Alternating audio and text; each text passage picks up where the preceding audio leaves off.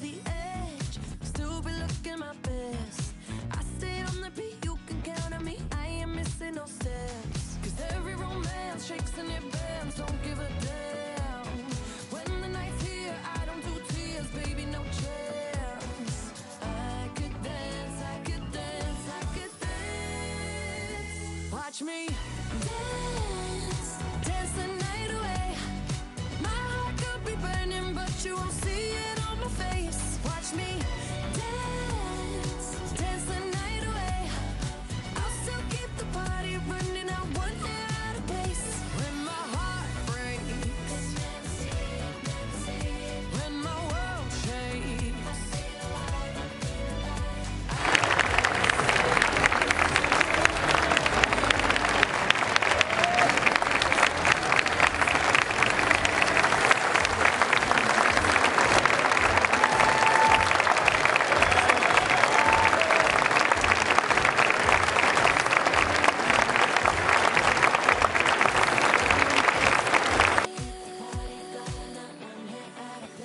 watch me dance, dance the night away. My heart could be burning, but you won't see it on my face. Watch me dance, dance the night away. I'll still keep the party running, I won't get out of place. When my heart breaks, when my world shakes, I don't play safe, don't you know about me? I could dance, I could dance, I could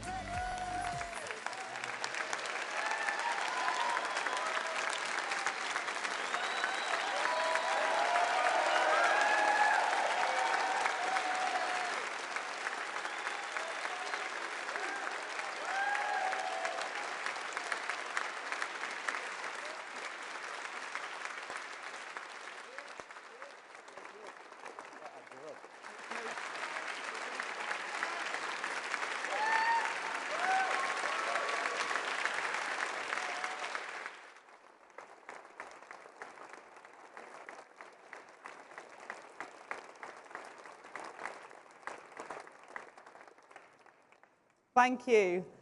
Hello and welcome to Manchester and to the home of the cooperative movement.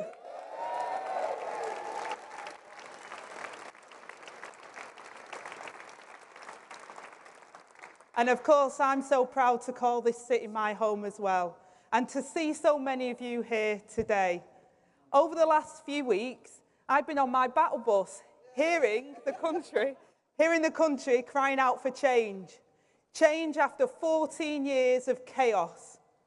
We just cannot afford 5 more years of high tax, low growth and broken Tory promises. Crime going unpunished, soaring NHS waiting lists, and people saving every penny for a home that's now out of reach. Every day of this campaign, I have met people with hope for our future. Hope that things can get better for the next generation, despite the years of Tory failure. We know that a Labour government would inherit a high-tax, low-growth economy.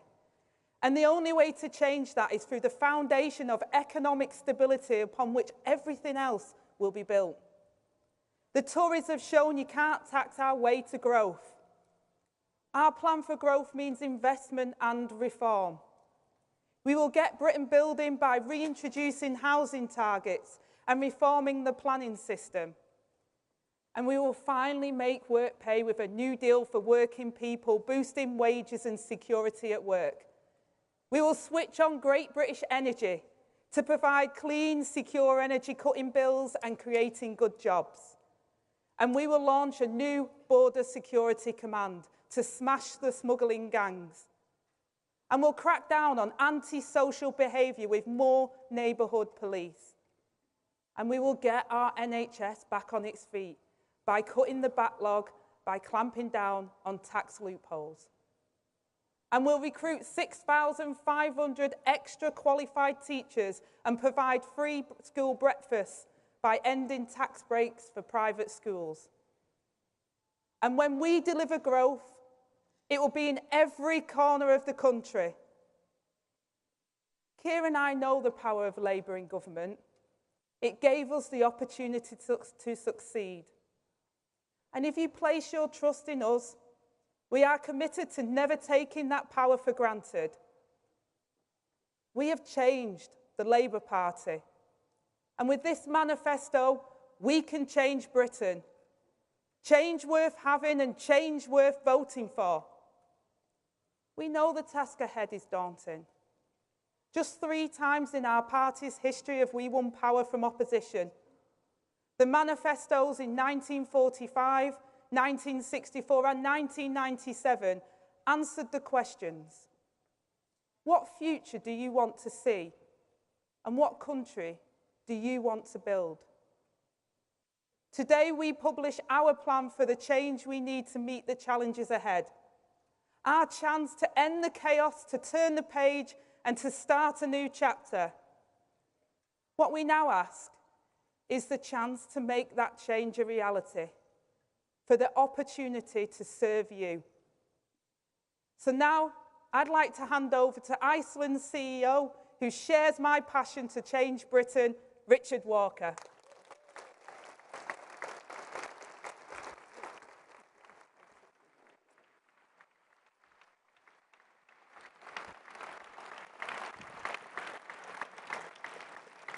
Good morning. I'm Richard Walker, Executive Chairman of Iceland Supermarkets. And as someone whose family business started its growth here in the Northwest, it's a pleasure to be in Manchester to welcome the launch of Labour's Manifesto. Now, I come from a pretty plain-speaking family.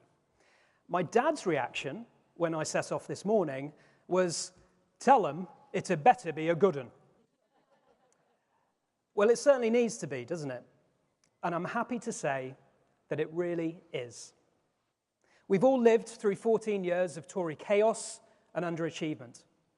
Years of endless infighting and broken promises, lacking the ability or even the ambition to turn things around. The Tories are out of ideas. Only Labour can change this country's trajectory of dismal economic performance. In business, I like to see a plan. The country needs a clear and credible plan too. And I really like what I see in Labour's plan to ensure that we invest in the people and the infrastructure that we need to put our country on the road to recovery. To run what Rachel Reeves has called the most pro-growth, pro-business treasury our country has ever seen. Prioritising economic growth, which has to be the driver of everything we all want to achieve while maintaining sound finances. Pursuing a clear industrial strategy and reforming the planning system, which has been the biggest drag on this country's performance for years. A change that has the potential to genuinely turbocharge our prospects. Now, I spend 7 days a week listening to customers and colleagues on the front line in towns and cities across Britain. And I can tell you, they have been hurting. They ache for change. If it is lucky enough to win the trust of the British people, Labour will repay that trust by turning our economy to growth, by repairing our damaged environment, by investing in green energy and the infrastructure for our future, by ripping out crime at its roots and creating streets that are safe for our communities, by making education and skills the motor of change, by ensuring our health and social care services help everyone live life to the full, whatever it throws at them, while ensuring that people can get to work and get our economic growth that we all need to see. As we turn our backs on the grim years of Conservative mismanagement, it gives me real hope that this can be the start of a better future for all of us. Thank you. And now I'd like to hand over to Daniel, who's going to tell us his story about why we need a Labour government.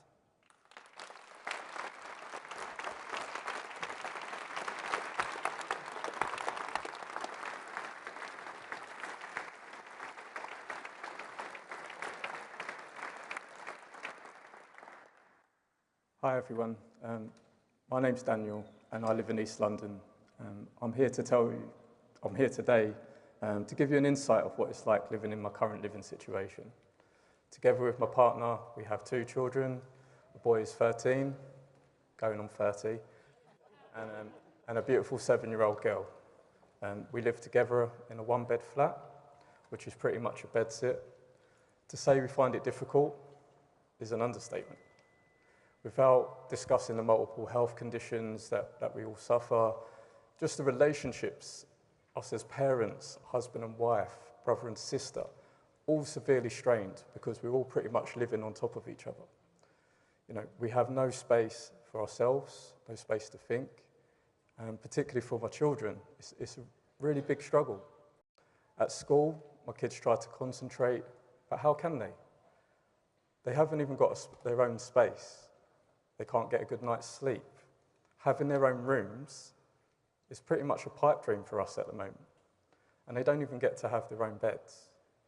To add to those difficulties, the cost of living crisis is making everything worse.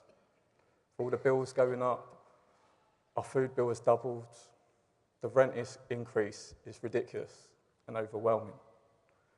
I'm someone who I feel I've done all the right things. I've graduated from university, I have a good job, I try to be a good example for my children and hopefully build a future for them. Right now, the idea of buying our own home is just nowhere on the horizon. Social rent, as I said, has risen. Private renting is pretty much the same as trying to get a mortgage. We try to save, but the cost of a mortgage these days is just out of reach. I'm supporting Labour firstly because Keir's plans to build a lot more homes is just really needed throughout the whole country, not just for ourselves in London. And second, because of the help that is going to be offered for first-time buyers, it actually gives us hope that something can change.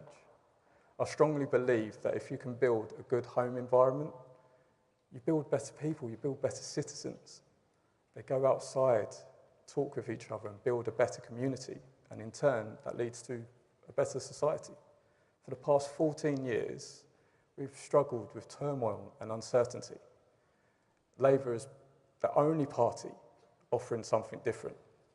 They're actually giving us, the people, a voice, and they're listening. And we want change. We need change, and the only way to do that is to vote Labour. So thank you for listening to my story today, and now I'd like to introduce you to Nathaniel, who will give you his story about why we should join a Labour government.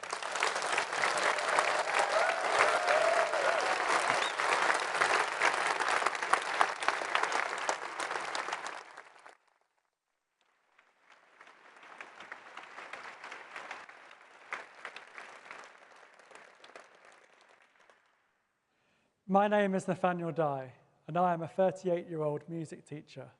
I love my job and should be looking forward to inspiring tomorrow's rock stars for decades to come. But no. Cancer will kill me first, and I'll do well to live another 3 years, let alone 30. When I was first diagnosed in October 2022, it looked like I might be able to survive the bowel cancer that had only spread to my liver and be cancer-free after surgery. But when further spread was discovered in my lungs and lymph nodes in my neck, my prognosis worsened. And no matter how much grueling treatment I volunteered to put myself through, one thing is certain: this cancer will kill me, and it will grow back, and one day, too soon, end my life. There's nothing I can do about it now, but I can't stop wondering what might have been. Because I spent over 100 days waiting for cancer treatment when the government's target is 62, and there's a chance that if chemotherapy had come sooner, my cancer might not have spread. It's no one person's fault that scans and appointments took so long to come through, and I'm going to have to say so many wonderful people in the NHS have worked tirelessly to care for me as they do for everyone at their time of greatest need. But it's clear that the system has badly let me down. I represent the human cost of an NHS neglected over the past 14 years, and I invite anyone who stands by that dismal record in government to look me in the eye and say that it was good enough. We all deserve so much more. And I see Labour's policy to deliver 40,000 more appointments a week to clear the NHS backlog and cut waiting times as a real, tangible plan to give people the treatment they need before it's too late. Why should I bother to speak up now? After all, it is too late for me. But it's not too late to call for change, to support those who would improve the NHS so that others in my unfortunate position might live to grow old, even though I won't, because I won't. If I've learned anything from my sorry experience, it's that time is of the essence. And I know that Wes Streeting, a cancer survivor himself, will give everything to get our NHS back up to speed.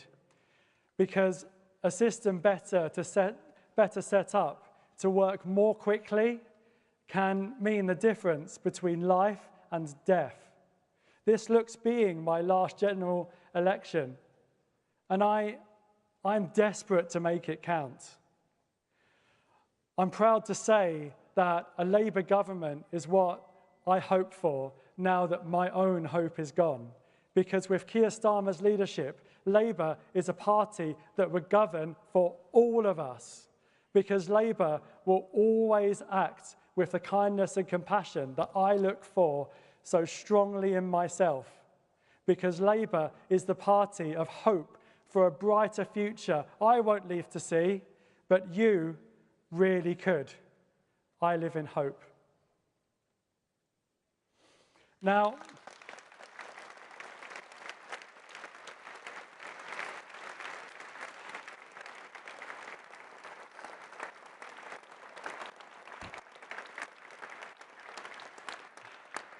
I would like to introduce Holly, who will tell us her story about being a first-time voter.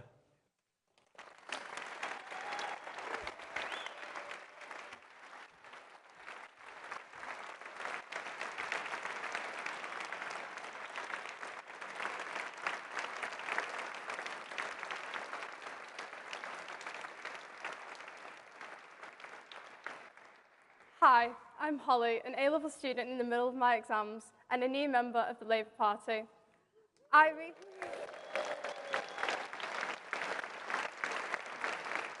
recently turned 18, so this election was the first time I get to have my vote in the election, and I'm excited to vote for Labour on July 4th.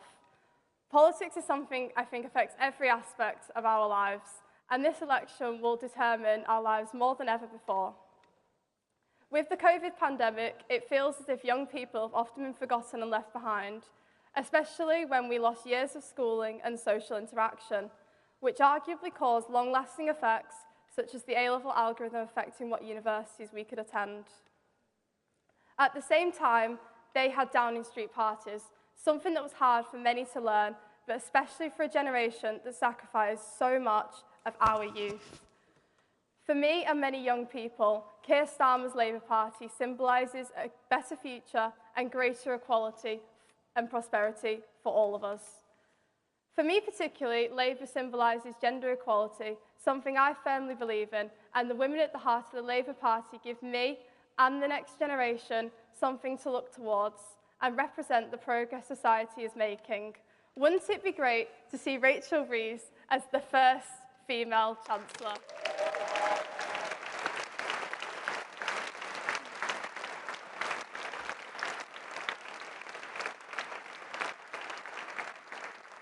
The environmental pledges of Labour are also incredibly attractive for someone who will be living with the consequences of the government's now in years to come. Labour is the party for young people, giving us more expert teachers so we are prepared for life, work and the future, and giving us the potential to buy our own homes when we are older. For me, Labour symbolises a chance to finally have our say on our own futures, and this is why I am excited about casting my vote for Labour in the upcoming general election.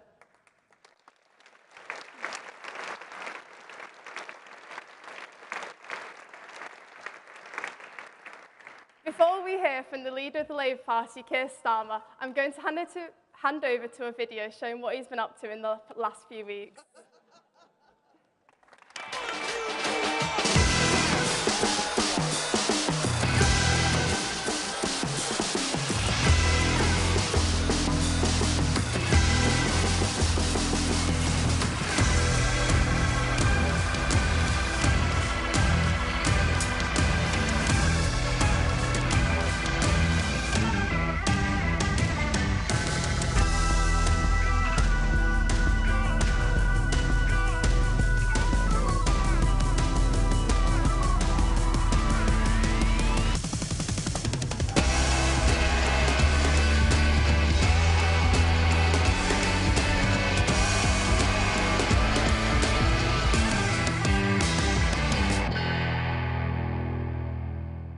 Ladies and gentlemen, please welcome to the stage leader of the Labour Party, Keir Starmer.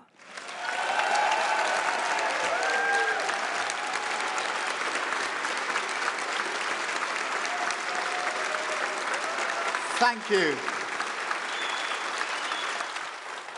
Thank you very much. Thank you.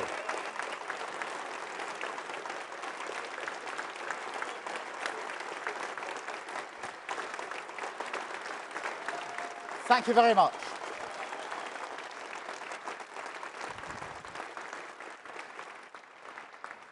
Thank you, Ange, for your introduction, for everything that you're doing. I think I'm taking your bus this afternoon. Thank you, Richard, for your words. Thank you, Daniel, for reminding us why we're doing what we're doing. Nathaniel, I've heard your story before, but every single time it gets to me, and I'm sure gets to every single person that listens to what you say. And I'm humbled by your determination to make sure that things are better for those in the next generation. And Holly, that was fantastic. That was really, Holly is 18 years old. Anybody who stood on a stage like this knows how hard it is for all of us to stand up here. That's the first time Holly's done anything like this in her life. Fantastic, Holly.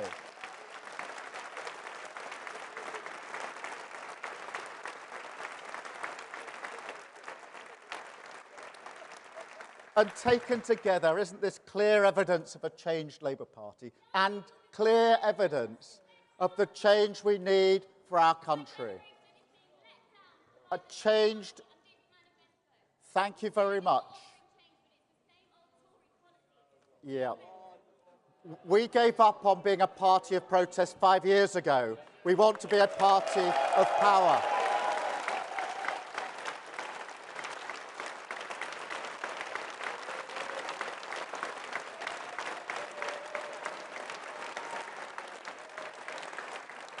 And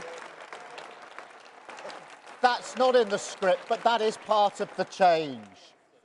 And Holly, can I also say at the start of this that this party respects and will never forget the contribution that your generation made during the pandemic. Thank you so much.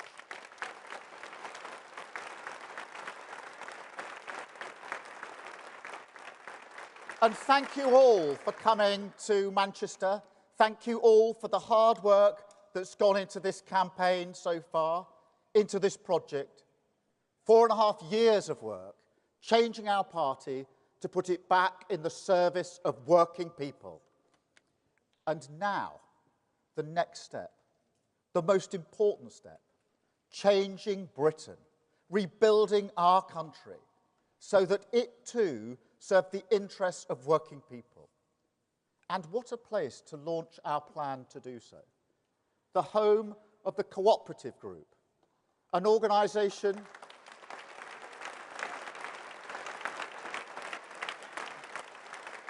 that has long believed, as we do, that the pursuit of social justice and economic growth must go hand in hand. A day where I am proud, in this place, in this city, to launch Labour's general election manifesto, a manifesto for wealth creation, a plan to change Britain.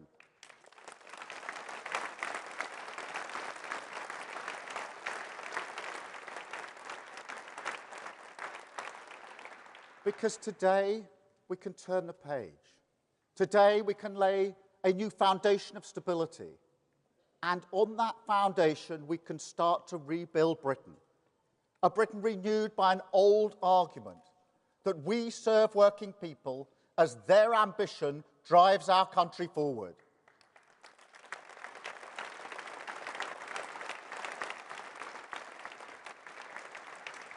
Because there is so much potential in this country, so much possibility if we stand together as four nations and back the ambition people have for their family and their community.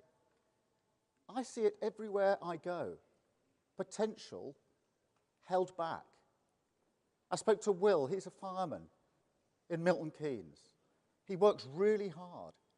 What he wants, his dream, is to own his own home. A roof over his head that he can call his own. As well as a firefighter, he's got 2 other jobs, but he can't afford a mortgage. His dream will not be realised. It's the price he's paying. I went to Aldhay Hospital, not far from here. It is a brilliant children's hospital, absolutely brilliant. And the day I went in, I went to the ward where they were doing operations on 0 to 2-year-old children, heart operations. It's incredible to just see what they do, the courage of the individuals in there. Heart surgery, the brilliance of the NHS staff. I found that totally humbling, completely uplifting, until I found out that at Aldhay Hospital, the commonest cause for admissions for operations for 6 to 10-year-olds is children going there to have their teeth taken out because they are decaying. That is the price that they are paying. So just imagine if instead a Labour government gives Will and Daniel the affordable homes that they need. Imagine if instead a Labour government tackles the rot of tooth decay. Imagine what those nurses and doctors could do with a Labour government on their side.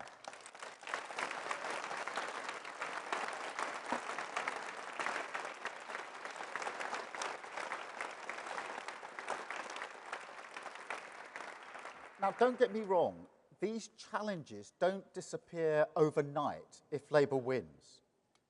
We don't have a magic wand. But what we do have, what this manifesto represents, is a credible long-term plan, a plan built on stable foundations with clear first steps. Tough spending rules that will keep taxes and inflation low. NHS waiting times cut, with 40,000 extra appointments every week. A border security command to smash the criminal smuggling gangs. Great British Energy to cut bills in your home for good. More police in your town, cracking down on antisocial behaviour. And 6,500 new teachers in your school, giving your children the start in life that they deserve.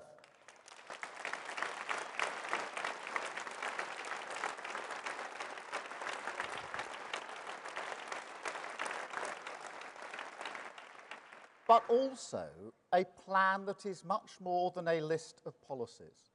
A plan for change, for growth, for giving our children their future back.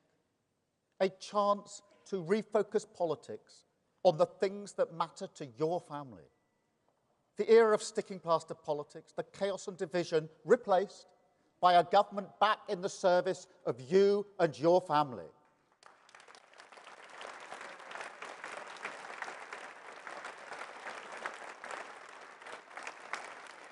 And make no mistake, that is the cause of this changed Labour Party.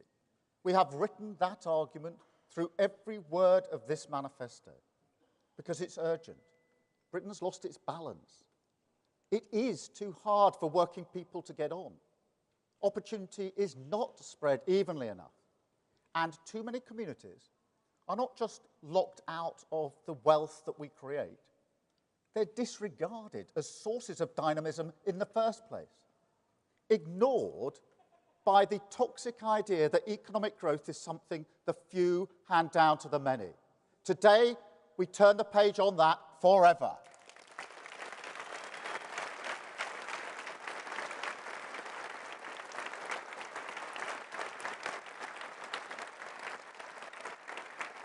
Because that idea is part of the story of the past 14 years, part of everything they put you through.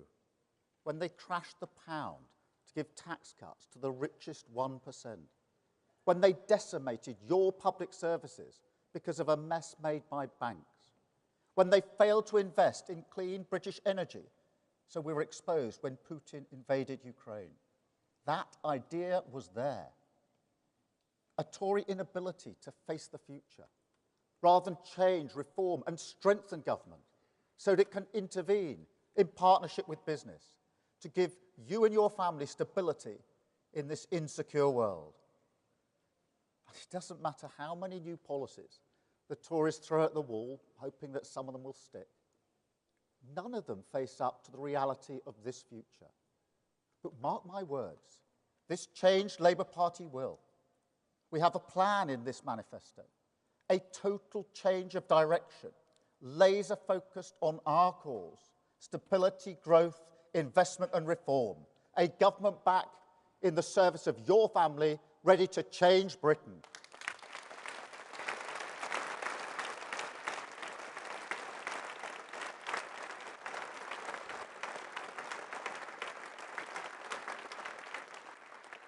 We will restore the foundations of good government, national security, border security, economic security.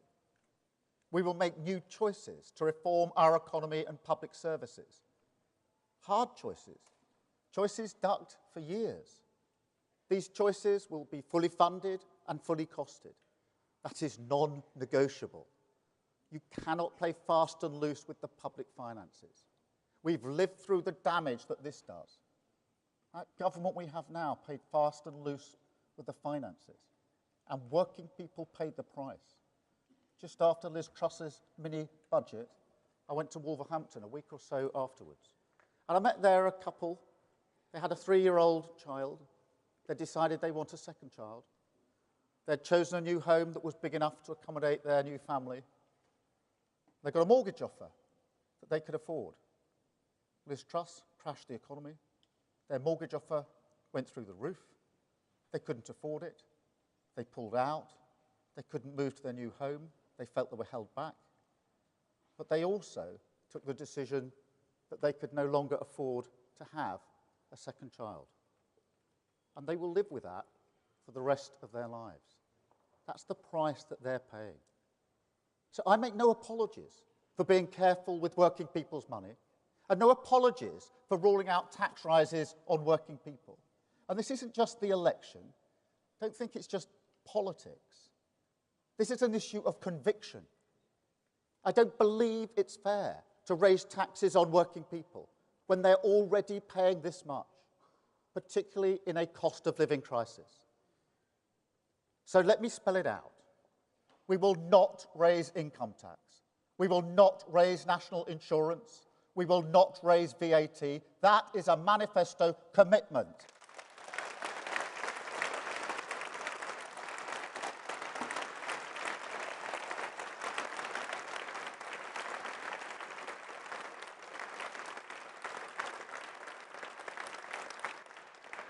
And another thing, because there may be some people here today who say, where's the surprise? Where's the rabbit out of the hat? To which I say, if you want politics as pantomime, I hear Clacton is nice this time of year.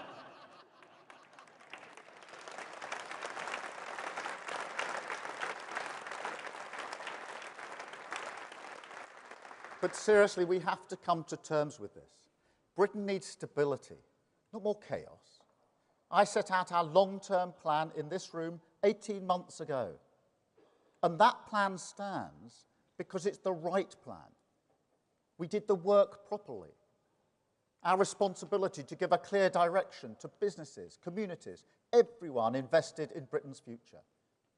We took that seriously. So yes, those 5 national missions, higher growth, safer streets, cleaner energy, more opportunity, the NHS back on its feet, they remain at the core of this manifesto. But if they are to offer hope and clarity through these times, if they are to show, despite the hard road, the light of the certain destination, then we must keep to that road, no matter the short-term ebbs and flows of politics, even in a campaign. That's what mission-driven government means. A chance to stop us bobbing along until the next crisis blows us off course, and instead make sure we can keep going through the storm. Stability over chaos, long-term over short-term, an end to the desperate era of gestures and gimmicks, and a return to the serious business of rebuilding our country.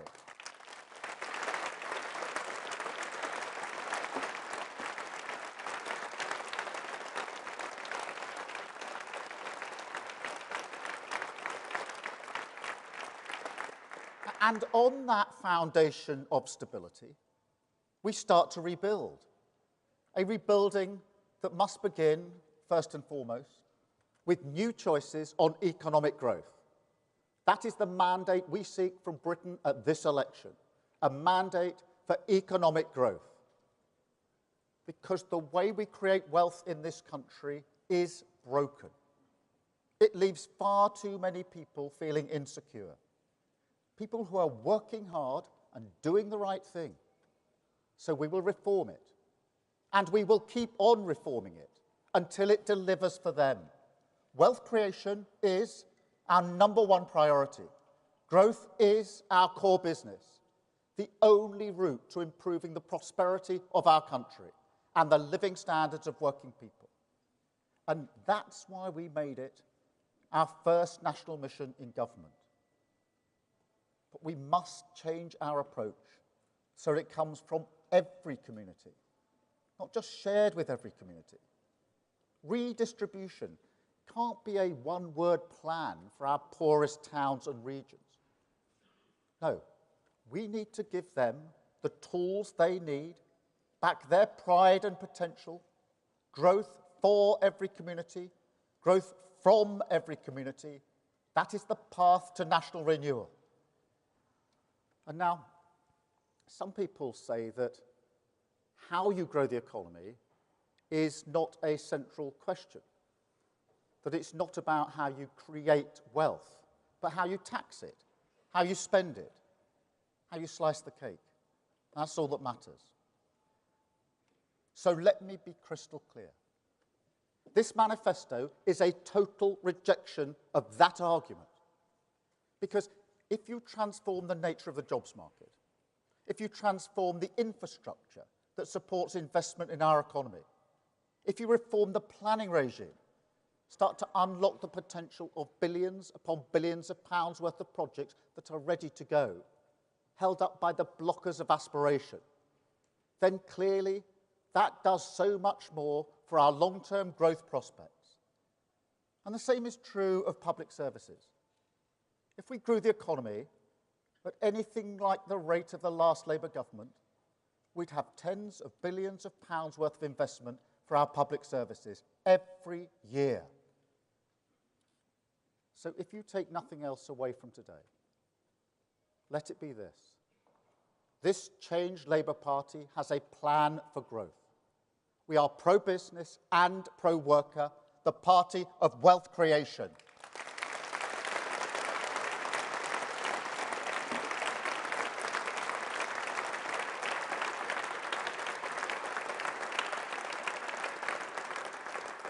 We will reform the planning rules, a choice ignored for 14 years, and build the homes and infrastructure you need. We will level up your rights at work, a choice ignored for 14 years, and raise your wages and your security. We will create a new industrial strategy, a choice ignored for 14 years, and we will back it with a national wealth fund, invest in clean steel, new ports, gigafactories, and we will create 650,000 new jobs for communities like yours. Relight the fires of renewal across all 4 of our great nations.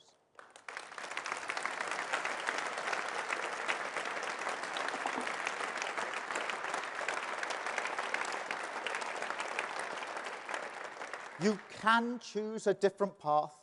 You have the power. You can choose to take back control from Westminster, more democracy for your community, new powers over transport, skills, employment, unlock the pride and potential in every community. That is a different choice you can make.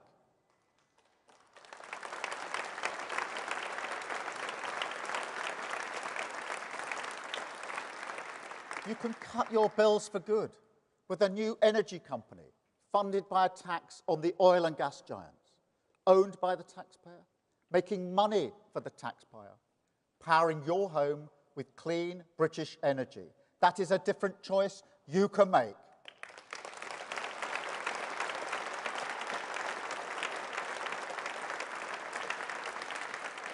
And you can choose to get our NHS back on its feet, end the 8 a.m. scramble, back our NHS staff, get the best technology in their hands, slash waiting lists in your hospital, funded by taking on the non-doms and tax avoiders. That is a different choice you can make.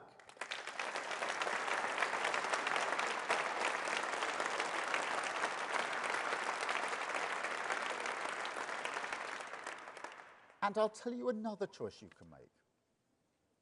You can choose to live in a country that believes in and backs its young people, the future of our country.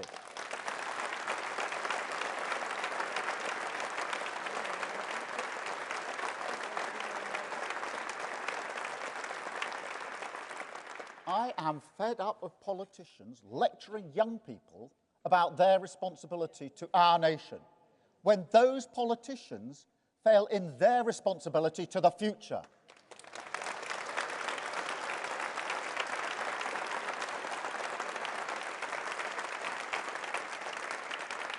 And after what young people did during the pandemic, what they gave up for people, let's be blunt, more at risk than them, that adds insult to injury. But more than that, it tears up the unwritten contract, the bonds of respect that hold these 4 great nations together, the values that make us who we are, the responsibilities we owe to each other, past, present, and future. My dad was a toolmaker. He worked in a factory. My mum was a nurse. We didn't have a lot when we were growing up. And like millions of working class children now, I grew up in a cost of living crisis. I know what it feels like to be embarrassed to bring your mates home because the carpet is threadbare and the window's cracked. I was actually responsible for that because I didn't put the football through it. But we didn't have the money to fix it. Or to be honest, the time and the energy. Economic insecurity drains you of that as well. But look, what always comforted my parents was the idea that in the end, Britain would give their children a fair chance. The old saying, the story we still tell our children, work hard and you can achieve anything. That meant something. My parents believed in that. But the question now, after 14 years, is do we? Do kids like those in Somerstown, a very poor part of my constituency, one of the poorest parts of Europe, do they look out of their window to the glittering success of London, 300 yards and another world away? and believe that success could belong to them? Do parents here in Manchester, or in Glasgow, Cardiff, Plymouth, Sunderland, Sussex, Stoke-on-Trent, do they believe, with the certainty that they deserve, that the future will be better for their children? Because in the Britain I want to leave to my children, they do. And we can build it. We can restore the dream of home ownership to 1.5 million families. We can create 3,000 new nurseries to give them the best start in life. We can roll out a new generation of technical excellence colleges, world-class vocational education, respected by all, grounding young aspiration in the soil of their community. We can guarantee for every young person a job placement or apprenticeship when they're out of work. We can invest in their mental health, their physical health, their dental health. We can reform the curriculum to prepare them for their world. We can create new youth hubs to give them something to do in their community. Raise their wages if they're at work. Give them the power of the vote. Tackle injustice with a new Race Equality Act.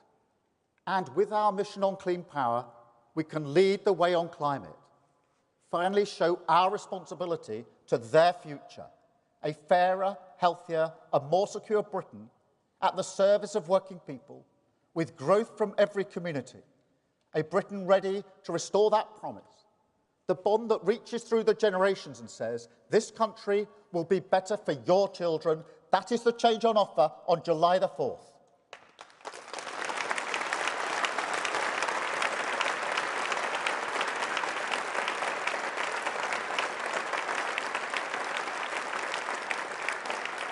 That is our plan, and I invite you all to join our mission to stop the chaos, turn the page, and start to rebuild our country. Thank you so much.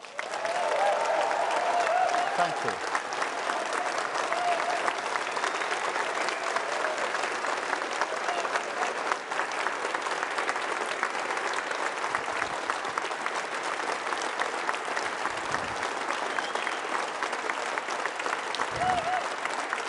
Thank you.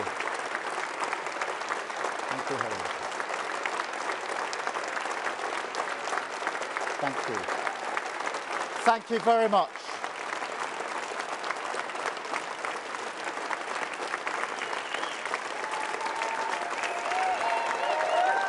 Thank you.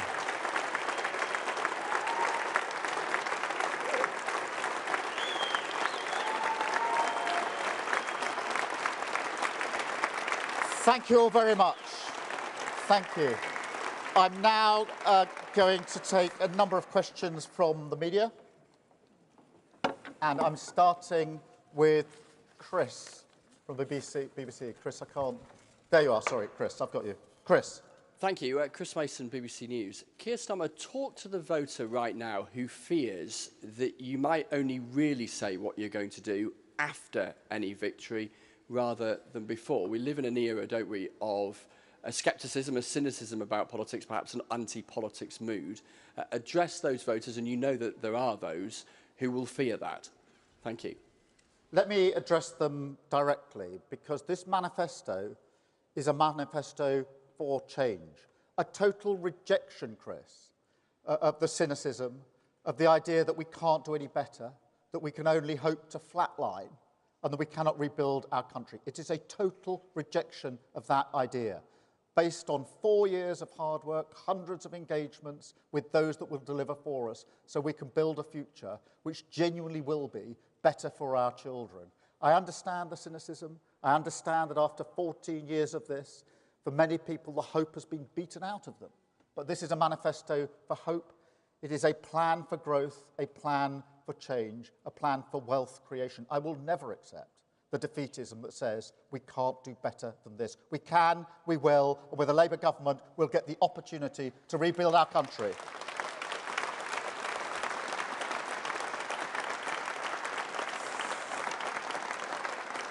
Thank you, Chris. Beth. Thank you. Beth Rigby, Sky News. Keir Starmer, this is a 132-page document. On the cover it says change, but there's not a single new policy in it you haven't already announced. There's no new retail offer for voters. Rishi Sunak threw the kitchen sink at his manifesto. You won't even take the safety catch off yours. Is this a Captain Caution manifesto designed to protect your poll lead? Thank you. No. It is a serious plan for the future of our country. And every single policy in this document, policy after policy after policy, has been carefully thought through and tested to ensure that we can deliver it. I am not going to do what Rishi Sunak did, which is to offer things that he can't deliver because they're unfunded. People have had too much of that. They're fed up with that. This is a serious plan, carefully thought through. It's not about rabbits out the hat. It's not about pantomime. We've had that. I'm running as a candidate to be Prime Minister, not a candidate to run the circus. Thank you very much, Beth.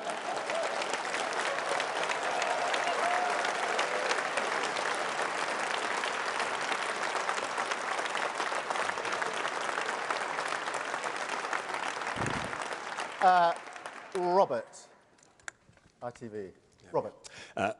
Keir Starmer, you say you want people to trust you, you want to restore stability to the UK. But it is surely the opposite of that to make the bogus claim that you can get growth up sufficiently by next year to prevent significant cuts to public services. How are you going to avoid a return to austerity? We are not going to return to austerity. I ran a public service for 5 years, the Crown Prosecution Service.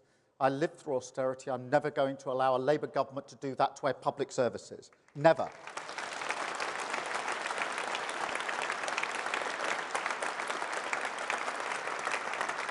We have an immediate injection into our public services, the 40,000 appointments each and every week in our NHS to get our waiting lists down.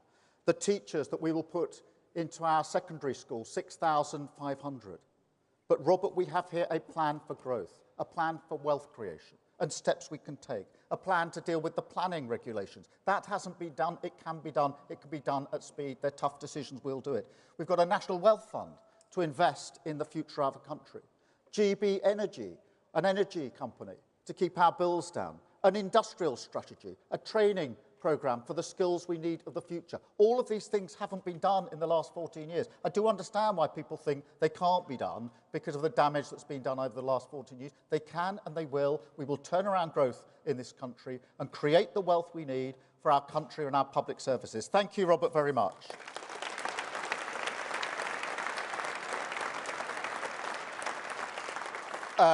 Chris at GB News. Chris Hope, GB News. Keir Starmer, you're so far ahead in the polls. Should we prepare for a one-party socialist state, as the Tories say? And is that a good thing? And also, just quickly, you want to reduce net migration. What on earth does that mean? Is that below 100,000 a year? Look, Chris, let's reject the cynicism of the Tory campaign. All they want to do in a general election is to suppress the vote. I know that not a single vote has been cast in this election. Polls don't predict the future, and every single vote has to be earned. And we will earn it with our plan for growth, our plan for creation of wealth in the future. So that is our plan. And yes, I do want a mandate to be able to put this plan into action. I do want people to vote Labour to give us the mandate that we need. I want people to vote for a Labour candidate in their constituency so that Labour MP can sit on the government benches delivering this manifesto for them and their constituents. Yes, I want that mandate.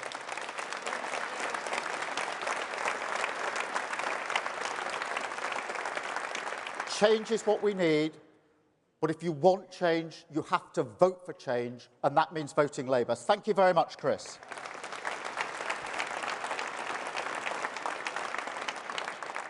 Natasha, LBC. Oh, Chris, I didn't do your second half of the question. I'll come back to it and I've dealt with Natasha. Hi, Natasha Clark from LBC. It's 3 weeks today until polling day. The Tories are warning of a Labour supermajority. How confident are you feeling right now? Are you feeling like the campaign's going well? And are you worried that maybe a Labour win for you might just be off the back of people voting for you because they hate the Tories so much? Thank you. No, we've had plenty of examples when people don't like the Tories and they're a real mess, but Labour hasn't been in a position to win. That's why we changed the Labour Party, precisely because we know that the Tories will mess it up, but we have to be in a position to win. We only win if we change the Labour Party. When people look away from the government and look at the alternative, they have to see a positive alternative, and that's what they see in the Labour Party. I don't, take anything for granted as we go to the final 3 weeks of this campaign. Yes, we are enjoying the campaign. I won't deny that. We've waited 4.5 years. We've worked for 4.5 years to get to this point, election year, the chance to do what we came into politics to do, which is to change the lives of millions of people for the better with a Labour government. We'll do that with our sleeves rolled up, a serious plan for the future, and take our argument to every single doorstep across the country and ask people to back the case for change, ask people to give us a mandate to change this country for them, their family, their community, and our country. Thank you very much. Chris, you did do a double question, but nonetheless, on immigration, we do need to have lower immigration. As you know, immigration is at pretty much the highest on record, bar the number just a few months ago. So this government has lost control of immigration. It's important to look at the reasons for that. And the main driving reason is because they haven't got any skills strategy. We haven't got the skills that we need in this country. And that's why not only is our plan here a plan for growth, it will also deal with immigration, because this government has gone to immigration as their growth lever. I want to go to skills, wealth creation, investing in businesses in this country. Thank you, Chris. That's not an invite to everybody to do 2 questions, by the way. But out of respect for Chris, I did it. Sophie, the Mirror. Sophie Huskisson from the Daily Mirror. Sir Keir, your manifesto says you'll develop an ambitious strategy to reduce child poverty. Do you have a target for how many kids you want to lift out of poverty? Well, we will have a strategy for dealing with poverty, just as the last Labour government did. And we took millions of children out of poverty, and we will do so again. That does require a strong plan to deal with those issues that bear down on poverty and children. That's housing, that's education, that's health, that's good jobs, and it's wealth creation. Because without the wealth creation that we need for our country, it's very difficult to do the support that we need in our country. And that's why I say we are the party of wealth creation. This is a plan for wealth creation. It is a plan for growth. That is the single driving mission of what I hope will be an incoming Labour government. Thank you, Sophie. Martina from The Sun. Martina. Hello, Sir Keir. Martina Bett from The Sun. In order to clear the asylum backlog, you said that you will let small boat migrants currently here enter the asylum system. But what is the plan for new people who arrive here illegally? Because there is nothing about that in the manifesto. Will they be able to apply for a claim? If so, isn't that just an incentive for more people to come? Well, look, those that are already here are already in the system. They're just not being processed.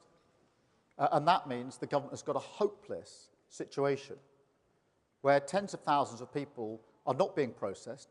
So the one thing that can't happen is that they're removed to the country they came from, even if they've got no right to be here. That is the chaotic state of this government. They're not processing the claim. Even clear cases where people shouldn't be here, they can't be removed. We've got to fix that. We've got to fix the loss of control of our borders under this government. Nobody but nobody should be making that trip across the channel in small boats. And the way that we will do that is with our Border Security Command, which is set up specifically with new powers, a new command with new resources to smash the gangs that are running the vile trade of putting people, vulnerable people, in boats to go across the channel. Now, before I was in this job, I was the chief prosecutor for 5 years. I've worked with law enforcement across countries to smash terrorist gangs, sophisticated terrorist gangs, and I will never accept that the only gang that apparently we can't smash is the vile smuggling gangs that are running this trade. I'll never accept that. Thank you so much.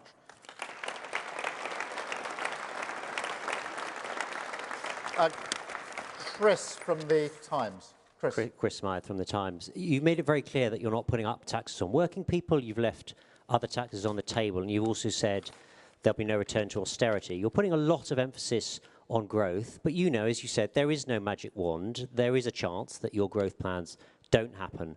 as quickly as you want. So people want to know, what is your instinct in that situation if the sums don't add up? Is it to borrow more? Is it to cut spending? Or is it to put up taxes? Chris, this manifesto is a total rejection of that defeatist approach, that the only levers are tax and spend. It's a total rejection of that. It's a plan for growth. I accept there's no magic wand. I accept that you don't get growth without a plan. That's what all the forecasts are based on, that things won't change, can't change, will flatline. That's why we're having this discussion about tax and spend. I'd reject that. That's why this is a plan for growth, a carefully thought through plan for growth. Hundreds and hundreds of conversation engagements with businesses, with communities, with local representatives and leaders about the change that we can bring about. And some of it is obvious stuff, it's common sense stuff. Planning holds up infrastructure all of the time. Years and years are lost in pretty well every infrastructure project. We can't get things done. We can't get things moving. We can't build things, whether that's big projects or the houses that we need.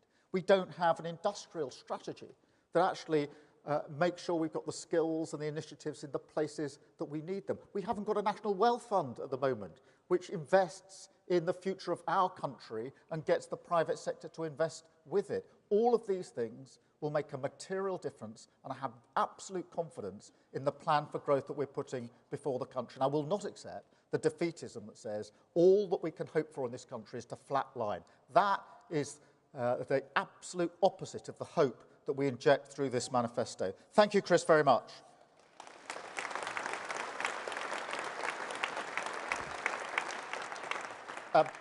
Ben, Telegraph. Thank you, Ben Riley-Smith, The Telegraph. Keir Starmer, your rhetoric suggests you want taxes coming down, but this manifesto explicitly has taxes going up, I think in the costings pages by about 7 to 8 billion. So can you just be crystal clear, you're going into the election with a platform of tax rises? The tax rises we've set out in the manifesto were there's no surprises, Ben, this morning, as you will see. You'll have gone through the document quickly. You'll go through it, no doubt, at length later on. There are no taxes, no tax rises that we haven't already announced. Yes, we want to bear down properly on the non-dom tax status and make sure that super rich pay their fair share in this country. Yes, we want the oil and gas companies to pay fair tax on the massive profits that they're making.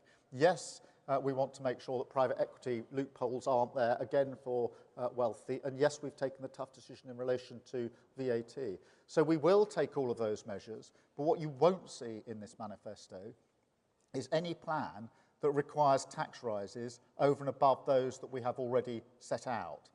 Because we've been very, very clear, particularly in relation to working people, no increase in income tax, no increase in national insurance, and no increase in VAT. Absolutely clearly set out in this manifesto. Thank you, Ben. Jason from the Daily Mail. Thanks, Sir Keir.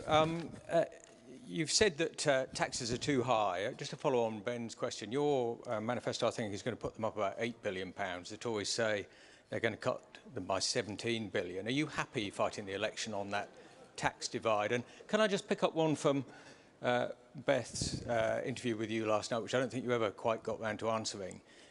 You're among friends here. Did you really think Jeremy Corbyn was going to be a great PM? Well, look, on the tax question, you can see what the Conservatives are doing. Every day they are desperately putting a new policy, a new gimmick on the table, which is unfunded.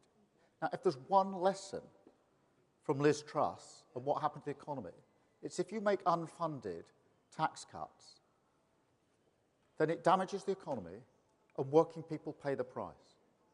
And I was in Stafford just a few weeks ago during this campaign, in the kitchen of a woman who is a paramedic and her wife, who works in a jewellery shop.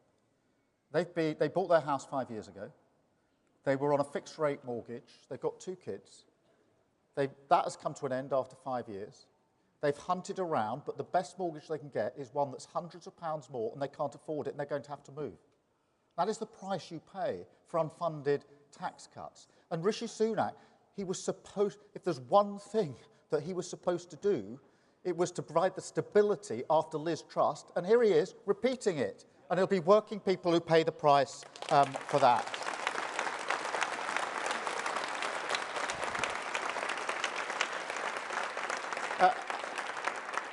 And in relation to Jeremy Corbyn in the last election, I didn't think we would win the last election. I didn't think that we were in a state to win it.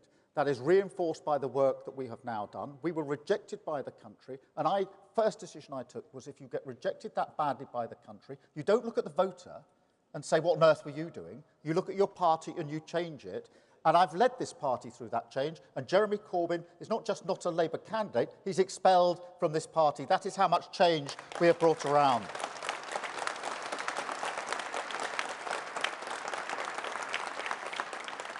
Kitty at the Eye. Thank you, Kitty Donaldson from the Eye newspaper. You're giving the impression of a man in a hurry. Tony Blair made the Bank of England independent in the first week of his landslide. What would Prime Minister Keir Starmer do in the first week of a Labour government?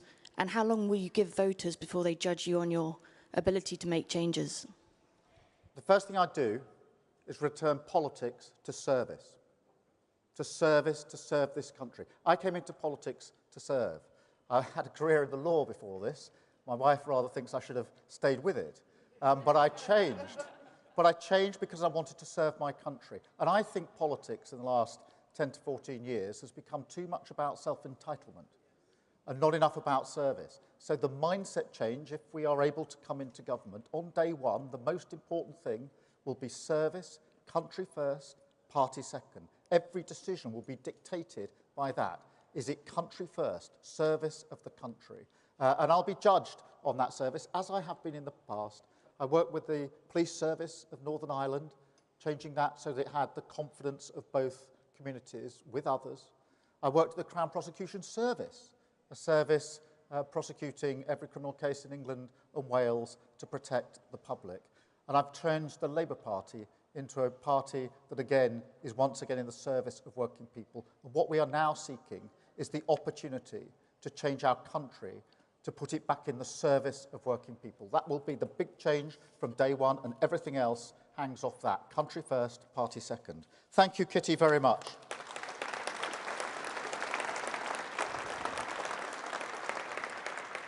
Pippa from The Guardian.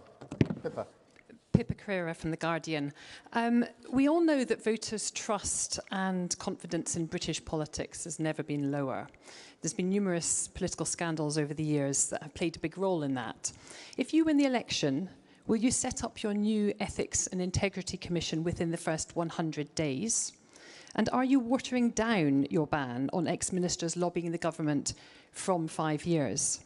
Rishi Sunak has struggled to lead a government of integrity, professionalism and accountability at every level. But can you do any better?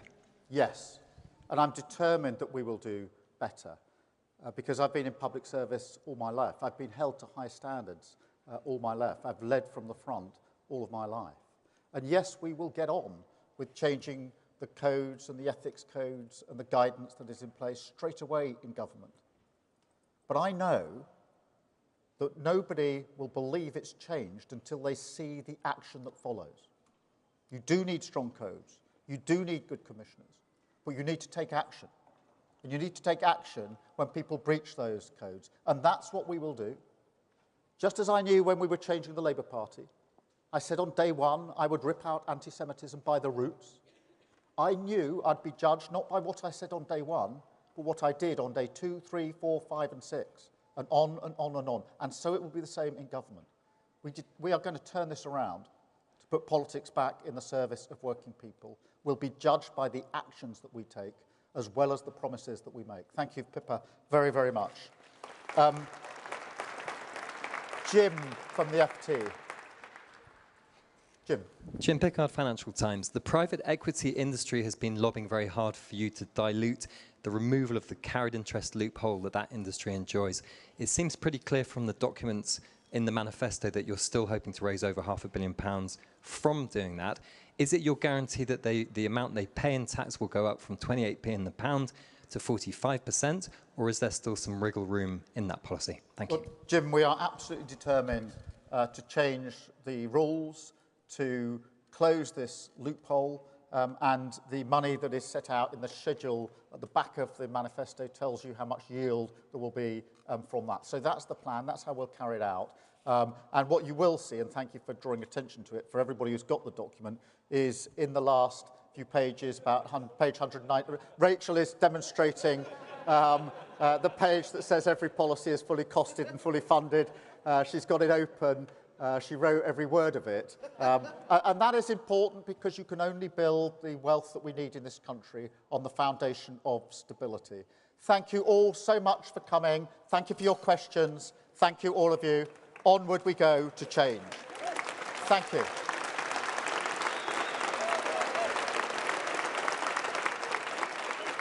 Thank you. Thank you very much.